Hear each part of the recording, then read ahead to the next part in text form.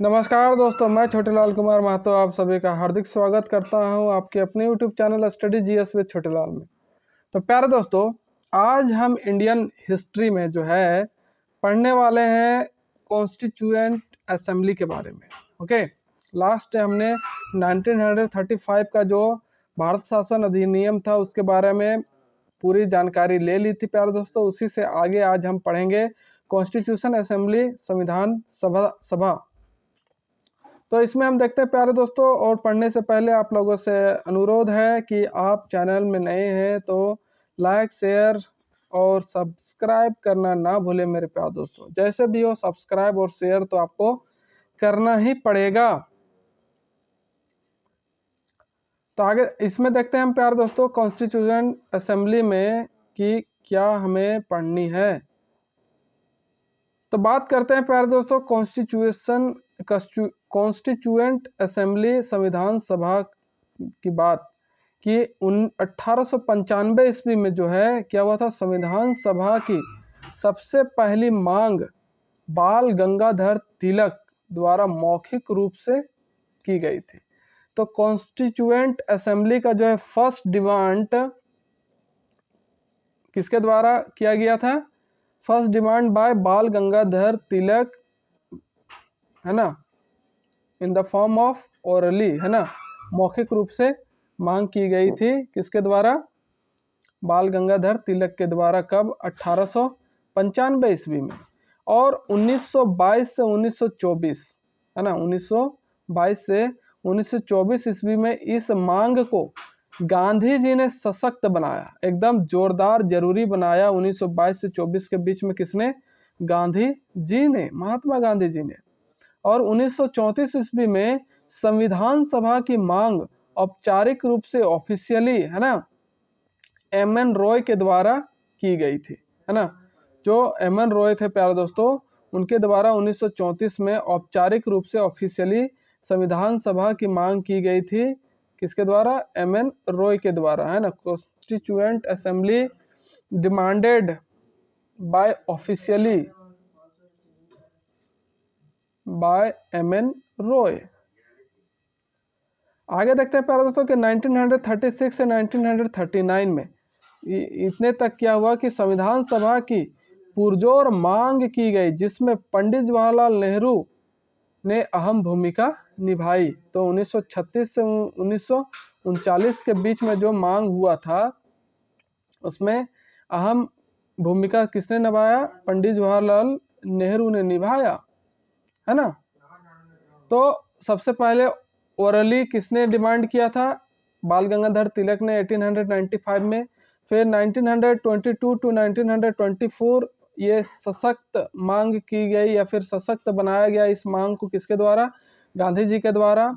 और संविधान सभा की औपचारिक मांग ऑफिशियली डिमांड किसके द्वारा सबसे पहले रखी गई? एम.एन. रॉय के द्वारा 1934 में। और 1936 से 1939 तक जो है संविधान का जो है पुरजोर मांग किसके द्वारा किया गया? पंडित जवाहरलाल नेहरू के द्वारा जो है अहम भूमिका निभाया गया। आगे देखते हैं हम प्यारे दोस्तों कि भारतीय लंबे समय से संविधान की मांग कर रहे थे। बहुत दिनों से क्या कर रहे थे? संविधान सभा की मांग कर रहे थे, ताकि भारतीयों का अपना सरकार बन सके और इसी संविधान सभा के द्वारा संविधान का निर्माण हो सके। उसके बाद देखते हैं प्यारे दोस्तों कि इसी बीच 2 सितंबर 1939 में द्वितीय विश्व युद्ध की शुरुआत हो गई और अंग्रेजों ने बिना कांग्रेस के सहमति से भारत को इस युद्ध में शामिल कर लिया। परंतु कांग्रेस, मुस्लिम लीग और बी.आर. अम्बेडकर सभी ने इस बात पर असहमति जताई और कहा भारत एक ही शर्त पर अंग्रेजों की मदद करेगा, जब इस युद्ध में के बाद ब्रिटेन भारत को क्या कर देगा? आजाद कर देगा, स्वतंत्र कर देगा। फिर अंग्रेजों को भारतीयों की मांग को क्या करना पड़ा? मानना पड़ा, है ना। तो अंग्रेज लोग जो है बिना भारतीयों को पूछे ही भारत के लोगों को क्या कर दिया कि हाँ, भारत भी जो है भाग लेगा किसमें? द्वितीय विश्व युद्ध में। लेकिन जितने भी नेतागण थे, जितने भी हमारे फ्रीडम फाइटर्स थे, सभी ने क्या किया, मना कर दिया और अंग्रेजों के सामने शर्त रख दी कि एक ही बात पर जो है भारत आपका साथ देगा, जब आप युद्ध जैसे ही समाप्त होता है वैसे ही आपको भारत को क्या करना होगा, आज़ाद करना होगा, स्वतंत्र करना होगा। तो इस तरह से उनका जो डिमांड था, अंग्रेजों ने सहमति उस समय जता दी कि अच्छा हाँ ठीक है, आप लोग का यही डिमांड है तो हम लोग इसके लिए तैयार हैं, युद्ध जैसे समाप्त होगा तो हम आप लोग को क्या करेंगे, स्वतंत्र कर देंगे। लेकिन वो लोग बहुत बदमाश था, चाल खेलता था खाली। तो इस तरह 1940 ईस्वी में, कब 1940 ईस्वी में अगस्त प्रस्ताव, अगस्त ऑफर भारत में आया, है ना। तो अगस्त ऑफर के बारे में अभी हम डिटेल से पढ़ेंगे। अभी उस समय भारत का वायसराय जो था वो था लॉर्ड लिनलिथगो। कौन था प्यारे दोस्तों, लॉर्ड लिनलिथगो। इस प्रस्ताव में यह कहा गया कि गवर्नर के कार्यकारिणी समिति में भारतीयों की संख्या बढ़ा दी जाएगी। जो गवर्नर का कार्यकारिणी समिति था उसमें भारतीयों की संख्या को बढ़ाने की बात कही गई 1940 के अगस्त प्रस्ताव में।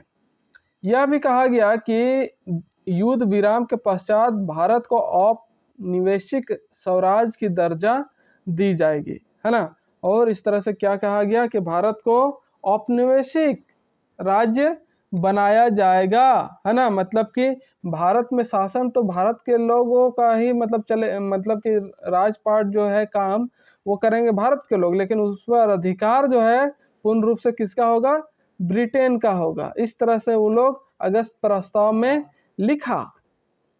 इस प्रस्ताव को पंडित जवाहरलाल नेहरू द्वारा दरवाजे पर जंग लगी कील कहा गया, है ना। ये जो अगस्त प्रस्ताव है इसको पंडित जवाहरलाल नेहरू जी ने क्या कहा, दरवाजे पर जंग लगी कील। इसलिए इस प्रस्ताव को कांग्रेस के द्वारा अस्वीकार किया गया और पूर्ण स्वराज की मांग रखी गई।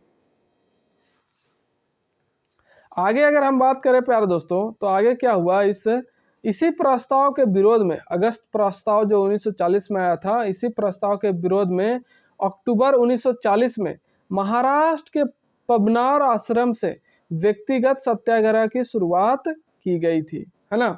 तो महाराष्ट्र के पबनार आश्रम से अक्टूबर 1940 में किस सत्याग्रह की शुरुआत की गई, व्यक्तिगत सत्याग्रह की शुरुआत की गई मेरे प्यारे दोस्तों। इसी सत्याग्रह के दौरान, है ना, दिल्ली चलो का नारा दिया गया। इसी सत्याग्रह से या फिर इसी सत्या के दौरान से दिल्ली चलो का क्या दिया गया, नारा दिया गया। व्यक्तिगत सत्याग्रह की शुरुआत करने वाले पहले व्यक्ति थे आचार्य विनोबा भावे, है ना। तो व्यक्तिगत सत्याग्रह की शुरुआत किसने की थी, सबसे पहले विनोबा भावे ने, आचार्य विनोबा भावे ने किया था। और दूसरे व्यक्ति थे पंडित जवाहरलाल नेहरू। दूसरा व्यक्ति कौन था, पंडित जवाहरलाल नेहरू।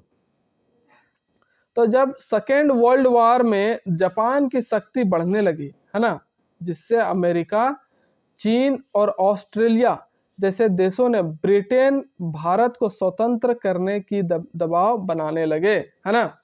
तो जैसे ही द्वितीय विश्व युद्ध स्टार्ट हुआ तो जापान की शक्ति पावर जो है क्या होने लगी, बढ़ने लगी, है ना। जिससे क्या हुआ, अमेरिका, चीन और ऑस्ट्रेलिया जैसे देशों ने ब्रिटेन को क्या कहा कि आप भारत को स्वतंत्र कर दे, है ना। और ये बात बार बार उन पर प्रेशराइज करने लगे, दबाव देने लगे बड़े बड़े देश। इसलिए ब्रिटिश संसद ने एक सदस्य, है ना, ब्रिटिश संसद का ही एक सदस्य जो युद्ध समिति का सदस्य हुआ करता था। ब्रिटिश संसद का एक सदस्य था जो युद्ध समिति का क्या हुआ करता था, सदस्य हुआ करता था, जिसका नाम था स्टैनफोर्ड क्रिप्स। क्या था, स्टैनफोर्ड क्रिप्स। इसी समय ब्रिटेन का प्रधानमंत्री हुआ करता था विंस्टन चर्चिल। कौन, विंस्टन चर्चिल। और इस तरह 1942 में भारत भेजा गया क्रिप्स मिशन, है ना। तो 1942 में क्या भेजा गया था भारत में, क्रिप्स मिशन। जब दूसरे बड़े बड़े देश ब्रिटेन पर दबाव बनाने लगे कि आपको भारत को क्या करना होगा, आज़ाद करना होगा, है ना। तो इसी पर अपना रिपोर्ट तैयार बना करके 1942 में क्रिप्स मिशन भेजा गया क्या, भारत में। तो प्यारे दोस्तों, नेक्स्ट वीडियो में हम क्रिप्स मिशन के बारे में डिटेल्स जानकारी लेंगे कि क्या था क्रिप्स मिशन, कब, कैसे, कितने इसमें सदस्य थे, क्या थे। तो मिलते हैं प्यारे दोस्तों नेक्स्ट वीडियो के साथ। तब तक के लिए नमस्कार, जय हिंद, जय भारत, जय झारखंड।